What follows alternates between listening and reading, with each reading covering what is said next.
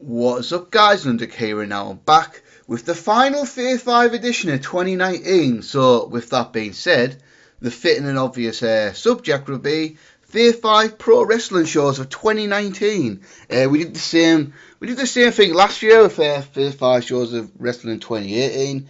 So, pretty obvious we'll do it again this year. I mean, I've had obviously there's some good stuff in wrestling, some bad stuff in wrestling, but we're going to talk about the good stuff here. So, of all the shows that have happened this year, we're going to pick out 5, and these are my fave 5. So, let's get some honourable mentions first. Honourable mention, WWE WrestleMania 35, yes, that's right. NXT Takeover 25, NXT Takeover Blackpool, New Japan Pro Wrestling Best of Super Junior Final, New Japan Pro Wrestling Dominion, and here's what I'm just going to address right now. So, AEW Double or Nothing and AEW Full Gear. So, just a little spoiler, guys. There's not going to be any AEW shows on here. And I just want to address this before the AEW marks get on the case and all that.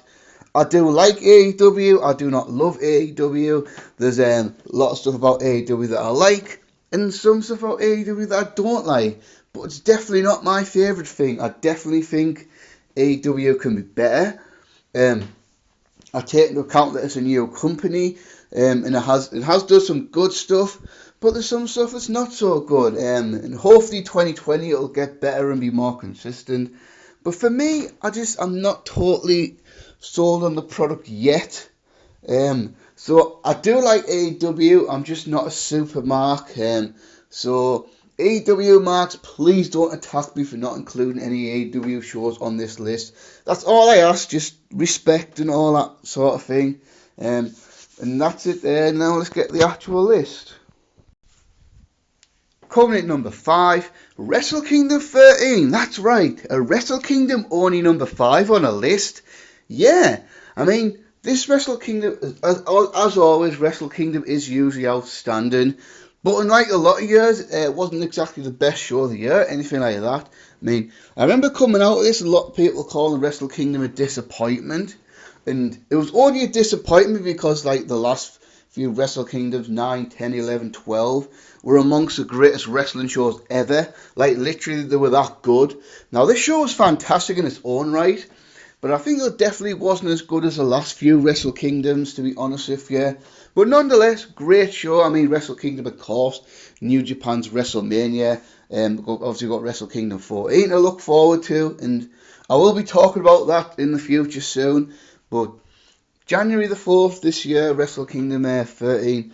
Overall, a fantastic show, but like I say, not on the level of the last few Wrestle Kingdoms. I think the main reason is New Japan trying to fit. It's kind of funny. This is actually a complaint, but New Japan tried to fit Wrestle Kingdom in 4 hours. And now we complain a lot about WWE and the 5-hour, 6-hour WrestleManias. But I think Wrestle Kingdom New Japan had a good formula, and they could make 5-hour plus pay-per-views work. So because of that, I think a lot of matches got dicked for time and didn't quite fulfill the potential. So obviously we kick off an awesome opening between Will Ospreay and Kota Ibushi, albeit a mild disappointment. And I only say that because at the time we were expecting this insane show-stealing epic match, and it wasn't that. It was a great match, don't get me wrong, but it definitely could have been better. And I believe I was proved right in that because they did have a much better match of the G1 Climax back in July, I believe it was.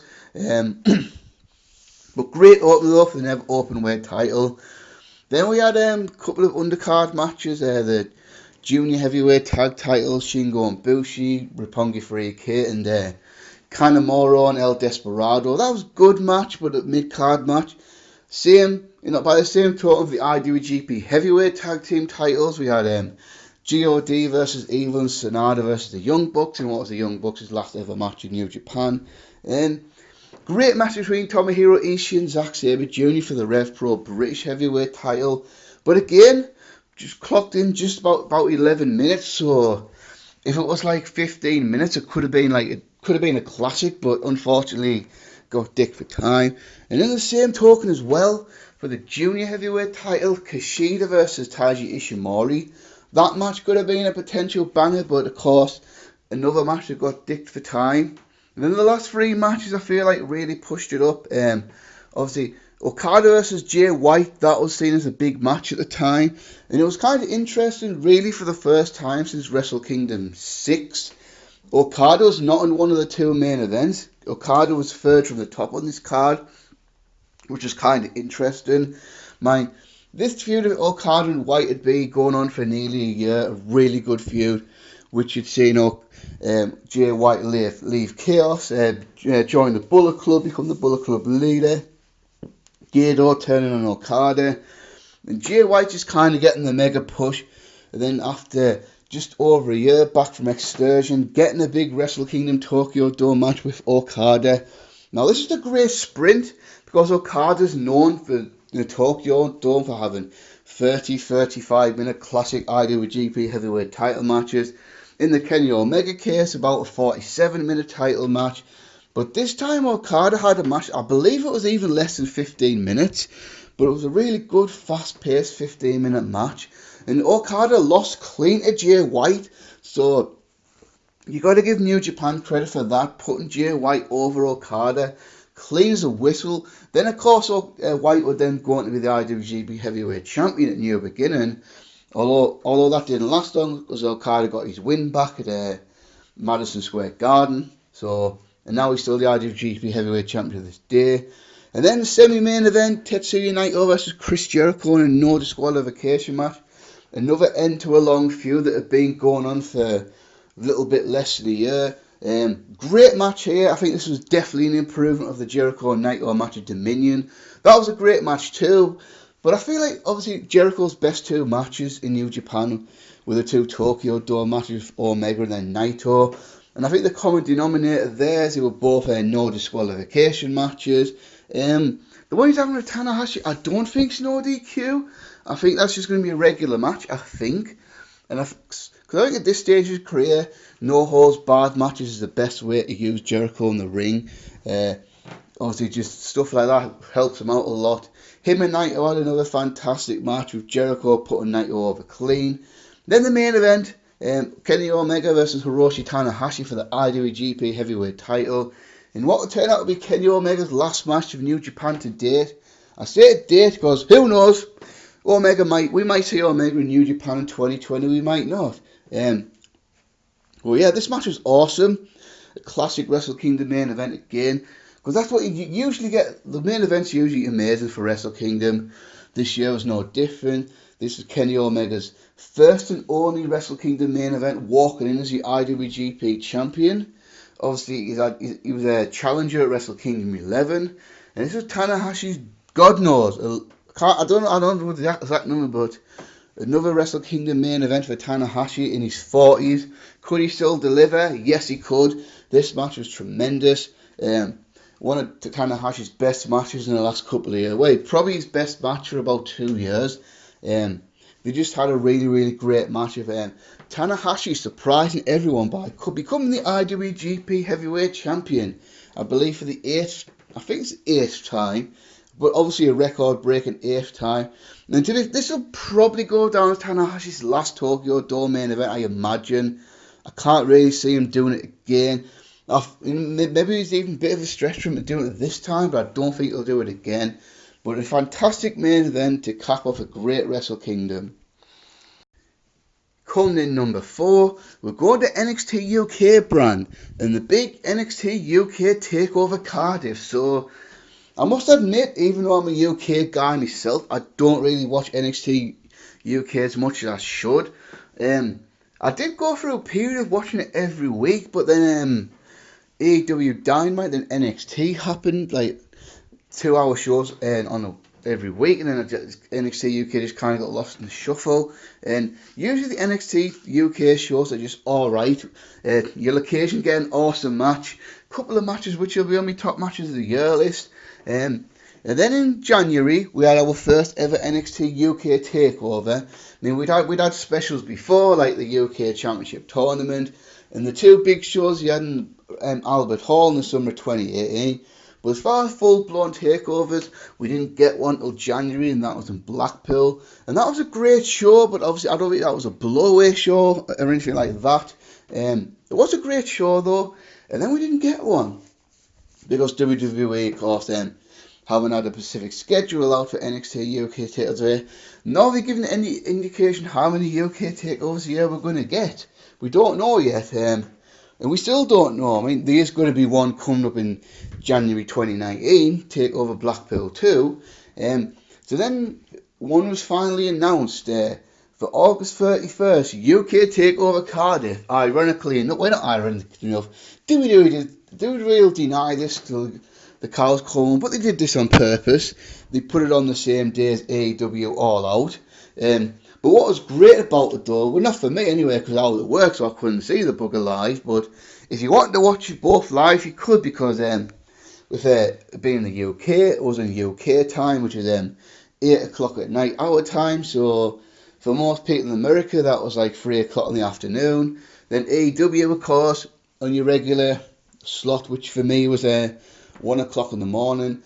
And this time I feel like the NXT UK brand brought out an absolutely classic show. This show could be put up with most takeovers. It was that good. I mean, it was really just a great show all round. We had Noam Dar versus Trevor Banks in the opener. That match was fine, not great, not really much to shout about, but a good opener. But for me, one match I loved absolutely for this show, WWE flew Cesaro over to do it. Cesaro, of course, main roster star, fantastic wrestler. And having him on this show helped the star power. And then he had an absolute banger of a match with Ilya Dragunov. Like, trust me, that match was awesome. It actually was. Definitely a great match. But albeit not even one of the best matches of the night, because the show was that good. Then we had a fantastic last man standing match. Just two big lads beating the crowd off each other, and that was Dave Mastiff versus Joe Coffey. Don't sleep on that match. That match was actually quite a gem on this card. If you like just two big bastards beating the crowd off each other, that match will be for you. And this match had a cricket bat in it, which I don't think I've ever seen in a WWE match before. And they used a cricket bat as a weapon. That was great. Then an absolutely fantastic Spotfest type match for the NXT UK Tag Team titles. Grizzled Young Veterans versus Gallus versus Mark Andrews and Flash Morgan Webster. I mean, if you're into your high spot and your great stunts and your very fast paced stuff, this match will be for you. Just a great showcase of all the moves and all that sort of stuff. And a great hometown win as well, with Morgan Webster and Mark Andrews become the NXT UK Tag Team Champions. Great performance from the champions, Zach Gibson and James Drake. Then obviously you got the Gallus team, which is Mark Coffey and Wolfgang. Awesome match, really fantastic match. And then what was after that? Then we got a disappointing match. Unfortunately, the women's match, Toni Storm versus Kaylee Ray, was a letdown. I mean, I'm still not sure what happened. I mean, they got enough time, and Ray and Storm are both damn good workers. So to this day, I'm not really sure why the match was such a disappointment. But it was. That's unfortunate. The match just wasn't as great as it could have been, unfortunately. But then the main event. This is what sets this show apart. Walter Tyler Bate, NXT United Kingdom Championship. Wow. This match is a true classic for me. Anyway, we won't spoil the list, but this obviously gets the 5-star seal approved from me. And as most people know, I don't give out 5-star matches very often. So when I do, they actually mean to me. And this match deserved it. I mean, this match went over 40 minutes. Just told a brilliant story. A brilliant David versus Goliath type story. You've got Tyler Bate, probably 5'6" maybe. 180 pounds, 170 pounds, something like that. Then you got Walter, 6'5", about 290 pounds. On paper, Walter absolutely tears Tyler Bate apart. But Tyler Bate's a gutty little bastard underdog, and Tyler Bate is also freaky strong for his size. I mean, some of the stuff Tyler Bate does in the ring, my God, beggars belief. Like, some of the strength stuff he does, just insane. I mean, you look at this guy, he's probably not that strong, but he can, like, freely lift Walter up and put him in aeroplane spins and all that sort of crap. I mean, just the whole storytelling this match, how the selling this match, how everything which is sold beautifully. I mean, 2 spots I absolutely love. And I forgot this match until I watched it a second time not too long ago. We got Tyler Bate brought up the Burning Hammer, which is, my God, what an insane spot that was. And awesome spot where, oh God, this is just beautiful as well how they did it. So, Tyler Bate, the Walter falls back onto Tyler, he just falls back onto Tyler Bate's back. And then Tyler Bate's kicking his legs, trying to get up, but he can't because there's a nearly 300-pound man on him. Built to the point where looked like Tyler Bate was going to pull off the upset, but no. And then the finish, where Walter hits a powerbomb. Tyler Bate kicks out a 1, but then the announcers sold great as Tyler Bate is getting a big burst of energy. But what I loved about that is the next spot immediately was a lariat, and then Walter puts Tyler Bate down. So Tyler Bate gets one last burst of energy, adrenaline, kicks out, but it's not enough. Walter puts him down. Awesome match. If you haven't seen Walter versus Bate from TakeOver Cardiff, I think you should definitely watch that match because it is one of those special matches. Amazing stuff. Coming in number 3, this one's going to be a bit of a curveball. I think this one's going to surprise a lot of people. A lot of people probably weren't expecting to see this, but G1 Climax, Day 13, August the 3rd, 2019. So, yeah, for this one we're going to have a particular G1 Climax block, and for me, this is probably my favourite New Japan show of the entire year. So, as I'll get into the matches in a minute. So, for the G1 Climax, I love the G1 Climax 29. This is the 3rd G1 Climax I watched from start to finish, and for me, G1 29 is probably my favourite G1 so far. I mean, there probably have been better G1s in the past, but this is before I was watching New Japan full time. And I've seen a lot of great New Japan shows and G1 Climaxes from the past. I mean, the one that stands out to me, it was in G1 23, but I can't remember what day it was. And the 2 standout matches were Ishii versus Shibata and Nakamura versus Ibushi was the main event. And then one G1 24 was the day where AJ Styles fought Minoru Suzuki. But for me, this show was absolutely epic. I mean, obviously there's no storylines behind this. This is just pure match quality. And G1 Climax is one of those times where if you love watching wrestler matches, you've got like about 4 weeks, just the whole summer to watch great wrestler match after great wrestler match. Because in every block day, there's probably at least one amazing match.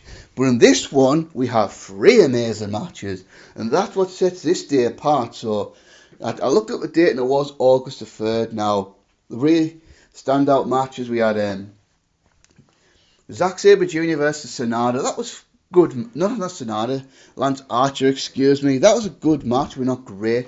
But these 3 matches have set this show apart. The first one, Will Ospreay versus Evil. I mean, looking back now, I bet a lot of people forgot this match even existed. Because I think the thing is, there were so many awesome matches in that new G1 Climax. To the point I had to extend the top match list to 25. Because there were so many matches I rated 4.5 stars or higher. And then obviously matches that were 4.25 star. This match gets under the radar because Will Ospreay had so many good matches in that G1 Climax, notably with Okada and notably with Ibushi, because he had a really great one with Sonata that gets forgotten about as well. But for me, this is a great match. I feel like Evil, probably one of the most improved wrestlers of 2019 in New Japan. I feel like in the ring, he definitely had a breakout year. I've talked to death about how good Will Ospreay was in 2019. Having great matches with guys his own size, guys that are smaller than him, guys that are bigger than him, brawlers, high flyers, technical wrestlers. Will Ospreay had great matches with all those guys. And this match of Evil was another fantastic one. Great stuff. And then the semi-main on this show was a rematch of G1 Climax 28 final. Okada versus Tanahashi versus Kota Ibushi. I mean, obviously, with it being a G1 block match, it probably wasn't going to live up with the G1 final last year. because that match got over 30 minutes last year. This one got 15, so they had a great sprint. They packed so much action in those 15 minutes. I mean, they had to try and live up with the match they had last year, but obviously that just wasn't possible. That would have been insane to even try to have the match they had in G1 28. But this match, I love this match as well. Absolutely fantastic match with Kota Ibushi going over. And then the main event, Okada versus Sanada. So, to set the scene, at this point, Okada's unbeaten in the G1. He's won all of his matches, which I believe it was 6 at this point. So he was sitting on top of the world. He was pissing the block. He was on the verge of winning it. Then he was facing Sanada, who he's already had history with over the years, and especially in this year. He beat him in the New Japan Cup final back in March, and then successfully defended the IWGP Heavyweight title against Wrestling Dontaku. Take into account that they had many matches previously, but the common denominator in all these matches is Okada won them all. Sanada gave him great fights every single time, but just came up short every single time. But they told the story that in each match, Sanada looked stronger and stronger and came closer to winning, but just not being able to pull it off. So this time, in most of those matches went over 30 minutes as well, especially the IWGP Heavyweight title matches. So could Sanada be the one to stop Okada? And the answer was yes. What I loved about this match is we're getting 20 minutes, 25 minutes, so we figured, if he's going to beat him, he's going to have to do it in the next few minutes. Then we get 26 minutes, 27 minutes, 28 minutes. And it's like, wow, we're going to get a draw, or someone going to do this now? Then 29 minutes, like, right 1 minute left. And because of that, the drama was through the roof. And then what an amazing spot we had. Sanada went for the moonsault, missed. So it's like, oh no, he's not going to do it. And then looks like Okada's going to win. But again, Sanada finally pulls it off with about 12 or 13 seconds to go, I believe it was. I'm not sure the exact time, but it was like something like, possibly, it might have been 29 minutes, 47 seconds, something along those lines. So with right down to the wire, Sanada beats Okada. For me, the drama was absolutely outstanding for that. I mean, I love that so much. That was amazing. And Sanada finally gets his victory over Okada, and that blows the block wise open, because Okada would then go on to lose the block to Kota Ibushi, and that's leading to what's coming up at January the 4th, Okada versus Ibushi. But this match was amazing. And if you want to, and what was great about it as well, because it was just 5 G1 block matches, so it wasn't a long show, so it's a nice, easy sit through to watch. Definitely check this one out. It's August the 3rd, day 13.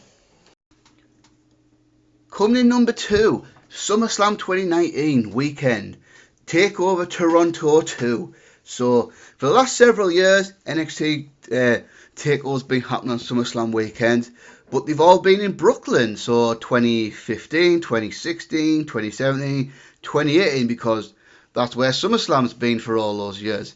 Believe SummerSlam first went to Brooklyn in 2014, but in 2019 WWE changed and then brought SummerSlam to Toronto, Ontario, Canada this year.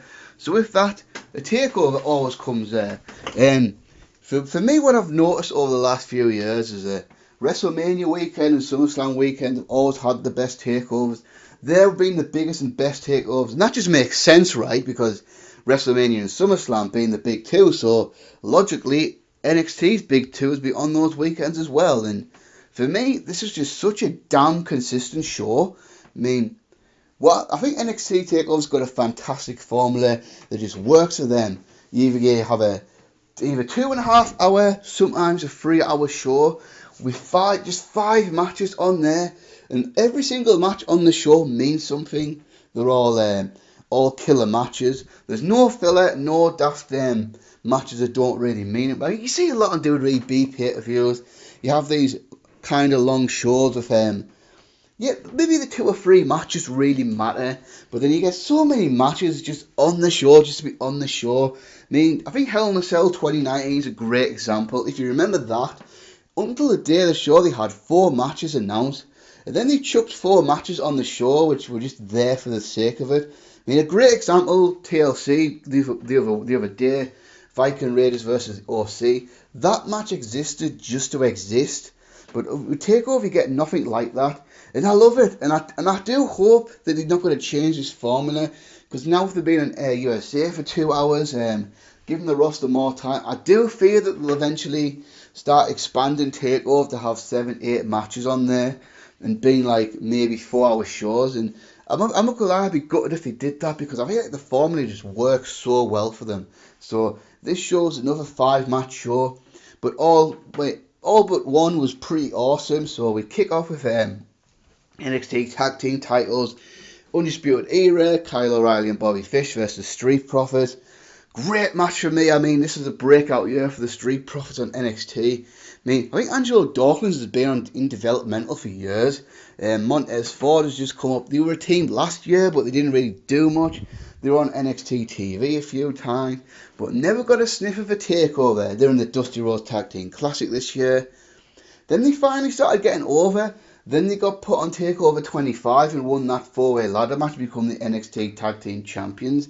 And then they get into this feud of Undisputed Era, Fish and O'Reilly. I mean, for me, Fish and O'Reilly just so damn consistent as a tag team this year. I guess they probably are the best tag team of 2019. Yet, take that Young Buck marks, Undisputed Era better.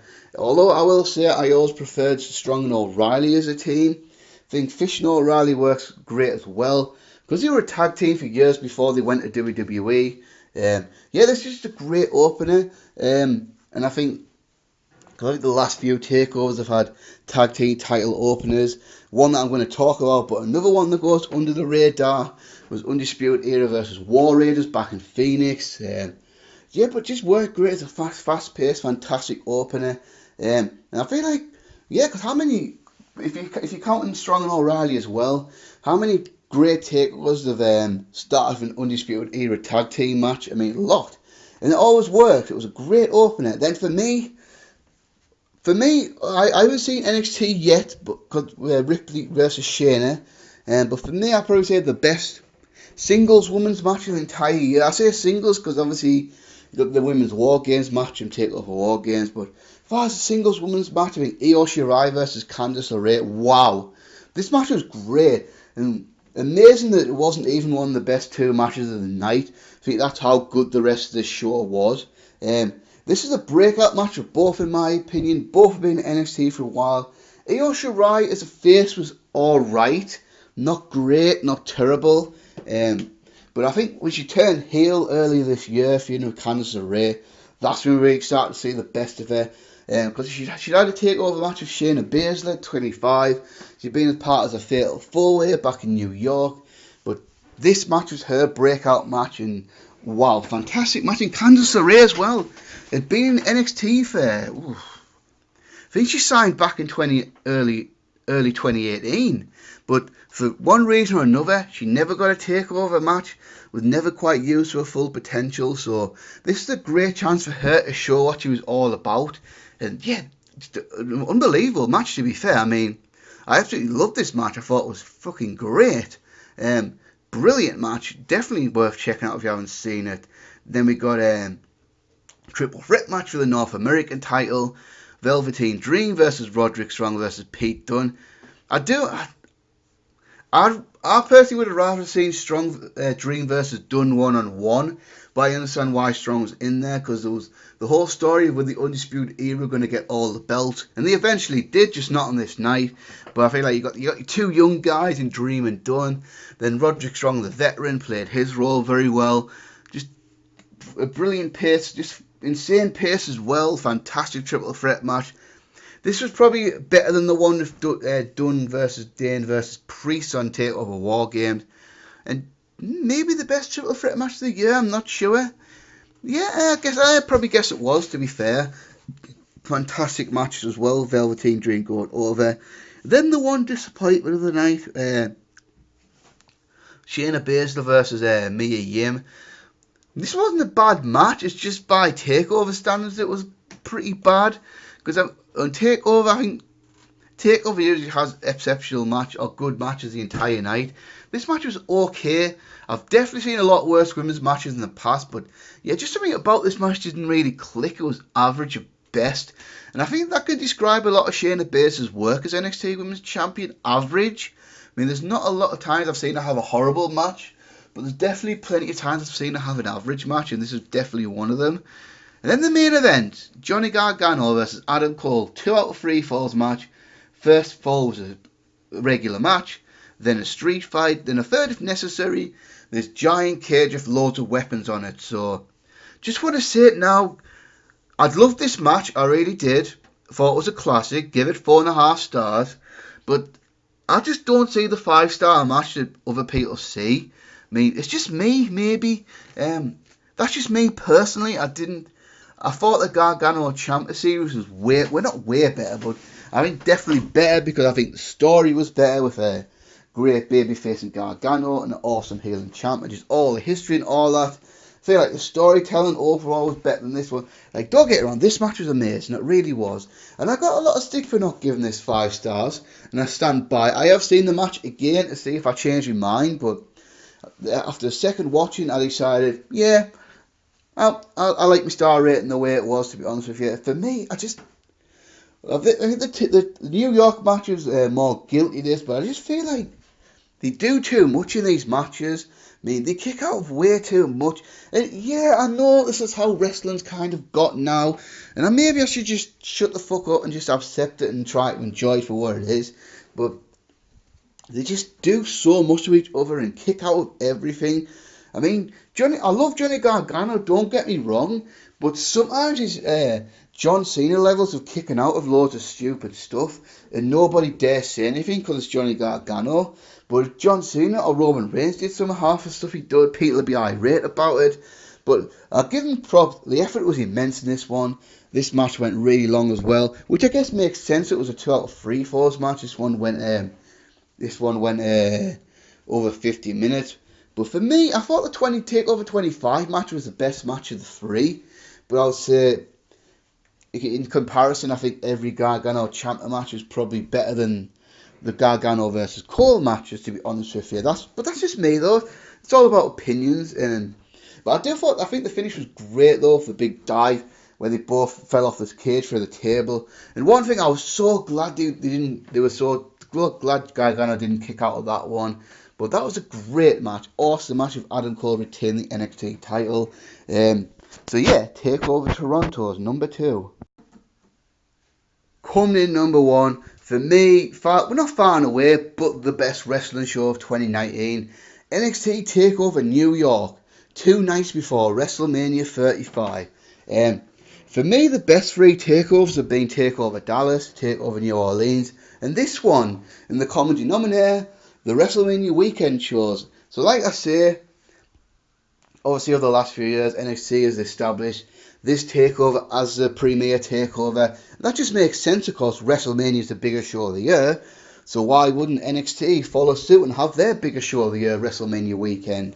For me, this just took what Toronto did and was just that little bit better. Now, was this the best NXT takeover of all time? Some people say yes, I say no. I think New Orleans at 28 was just a little bit better, but who gives a shit? This show is awesome. So, like I was talking about Takeover Toronto, the NXT Takeover formula just worked. 5 matches. I think this show went about 3 hours because every single match got time and all that jazz. And for me, the opening match, Warriors versus Aleister Black and Ricochet, and Black and Ricochet's last NXT match to date. Wow, this match was amazing, yet was the 3rd best match of the night, which I think it's put this match in every WWE pay-per-view, except maybe 1 or 2, and this is the match of the night, it really is. I mean, but from this show, the 3rd best match of the night, I mean, honestly, the insane pace for an opening match like this was tremendous. I mean, but Aleister Black and Ricochet started teaming up on the main roster for a little bit in the lead up to WrestleMania 35. And as a matter of fact, the only 2 people to wrestle on this show and WrestleMania 35, on the main card at least. There might have been someone on the pre-show Battle Royal, but I can't remember. But as far as because he wrestled for the SmackDown Tag Team titles as well, yeah, but because they won the Dusty Rhodes Tag Team Classic, so this is a case of taking two single stars that didn't really have much going on, making them a tag team, and it was brilliant. I mean, to be fair, I kind of wouldn't have minded if they stayed as a team on the main roster, but they got split up in the draft. But whatever. War Raiders, who are now known as Viking Raiders, who were almost known as Viking Entertainment or Viking Enterprise. I can't remember. Because that was the original name. Well, it was one of those two. And obviously, fans got all up in arms about that, and WWE changed it to Viking Raiders. And obviously, back then they had the original names of Hanson and Raw. Now the Eric and Ivor, which, to be fair, I thought that was more stupid than changing the tag team name. I just don't know why they didn't just come in as Hanson and Raw. And now they've got these crappy generic names like Eric and Ivor. To be fair, I'm still not even sure which one's which, to be honest with you. That's how little I watch WWE these days. But obviously, War Raiders, great tag team in New Japan, Ring of Honor and all that stuff. Came to WWE in 2018, won the tag team titles of Phoenix. And for me, this was the best. This is probably the best War Machine, War Raiders, Viking Raiders, whatever the fuck they called. That's probably the best match of these guys I have ever seen. And that's including in New Japan, including Ring of Honor and all that stuff. Just the pace of this match is absolutely incredible. An absolutely perfect match to open up the show. And like I say, a great way for Aleister Black and Ricochet to sign off and move to the main roster. Then we've got match number 2 for the NXT North American title. Velveteen Dream versus Matt Riddle. This is another brilliant, fast-paced, energetic match. I mean, these guys showed chemistry. I mean, you got I think these are two of the cooler guys in the NXT roster. Obviously, Velveteen Dream, just love this guy. If this guy doesn't make it big in WWE, something is seriously wrong. This guy has it all. The look, the character, charisma, pretty good in the ring, youth. What's not to like about him? And Matt Riddle, of course, I think this is a guy that can be really over with the teenage crowd. I mean, because he kind of reminds me of RVD back when I was a teenager. Yes, guys, I'm pretty old. So back when I was a teenager in the early 2000s, I was a big fan of RVD because I thought he was like cool and relatable. And I think like Matt Riddle's kind of got that same vibe about him. They had a great match here. But of course, the 4th best match of the show, which is incredible to think about, really. They have a match like this, and it was the 4th best match of the entire show. Unreal, really, with Velveteen Dream going over. My match of the night, not a lot of Peter's, but my match of the night was for the WWE United Kingdom title, Pete Dunne versus Walter. Wow. I thought this match was awesome as well. Not as good as a Walter versus Bate match at Cardiff, but a brilliant match nonetheless. Pretty much similar style. David versus Goliath, the big monster, and Walter, the smaller guy, and Pete Dunne. Although Dunne's bigger than Tyler Bate, I guess. So, yeah, just love this match. Great technical match. Hard-hitting, fantastic match. This match going about 18 minutes, something like that. I just thought it was brilliant. Obviously, you know I'm a big Pete Dunne guy. Pete Dunne, one of my favourite wrestlers. Over the last year and a half or so, I've become a big Walter fan as well. I feel like he's definitely the best working big man in the business. And it was a great way for Pete Dunne to lose the United Kingdom title that he'd had for nearly 2 years. Probably one of the longest title reigns in the last 30 years. Fantastic. He did it in the best stage possible as well at WrestleMania weekend to a great guy like Walter. Amazing match, really was. Love this match. Definitely a classic. Then we got the women's title match, which was a fatal four-way. Shayna Baszler, Io Shirai, Bianca Belair, and Kairi Sane. I enjoy this match as well. It was definitely the worst match of the show. Well, that's not an insult at all. I believe I could probably give it. I think I give it 3.5. I haven't went back and watched my review, but that's what I believe I gave it, 3.5. Really exciting match with Shayna Baszler going over. Then the main event, Gargano versus Adam Cole for the vacant NXT title. So, like I said before, loved this match. Thought it was amazing. Give it 4.5 stars. But I just don't see the 5-star classic that other people see. I mean, there's another match that Gargano had this year, which you'll see when I put the NXT match of the year list up, that I thought was better than this. And like I said before, preferred the Gargano Ciampa series. I think this match was great. Yeah, it was a very, very exciting match. Two guys in their prime going out there, giving it their absolute all. The effort cannot be faulted. But for me, because like I say, I don't want to be the guy who complains about finishing kick-outs too much. But I think this match jumped the shark. I really do. I think if they just calmed it down a little bit, did it a little bit less, I think it would mean a hell of a lot more. But in this match, you could have ran over Johnny Gargano for the army tank, shot him in the back of the head, and Gargano still would have kicked out. I mean, this was... I'm sorry, it bothered me, it really did. The Gargano just kicked out everything. I believe at least 3 times he kicked out of his finisher, and kicked out of there in the Fish and O'Reilly's finisher. The Roderick Strong interfered as well, he kicked out of that as well. But then he did all that to come back to win the NXT title. Now, I agree with Gargano going over. I mean, that was fine, that made sense. It kind of completed the story. Because what I do take into account, this was supposed to be Gargano versus Ciampa, the final battle. And for me, I think if that match had happened, that would have been a 5-star match. And maybe would have been every bit as good or better as the New Orleans match. I mean, so... I do take that into account. This was not the original match, and I have to wonder what Adam Cole had done on this card. I guess he probably would have been him, Riddle, and Dream in a triple threat match, I suppose. But without, so I do take into account that it did hurt if it not be Gargano versus Ciampa final battle. But yeah, this is an amazing match though for Johnny Gargano. He gets the NXT title, but he does it from Adam Cole and not Tommaso Ciampa. So. Obviously, I don't blame NXT for that. I mean, it's not their fault. Tommaso Ciampa broke his neck, but that would have been perfect for me. I think it would have capped up one of the greatest rivalries of the modern era in WWE as well. So it was a great moment of Gargano winning the title finally after chasing it for well over a year. I think he had his first NXT title shot back in TakeOver Philadelphia. So yeah, we're looking at about 15 months at this point now that he'd been chasing the title, finally gets it, celebrates with his wife Candice, and a nice little moment at the end where Ciampa comes out and embraces Gargano. So I guess, at least for now, that ended the feud, and I guess that really signalled Ciampa turning babyface, which is how he's been working since he's come back. But yeah, great match for me. And caps off an amazing show. Takeover New York. It's probably one of the best WWE shows of all time, to be honest with you. So, and that's a wrap, guys. That's me signing off for Fave Five for 2019. I'll be coming back at some point in 2020, but I don't know what. And to be fair, I don't even know what I'm going to come back to do yet. Haven't decided.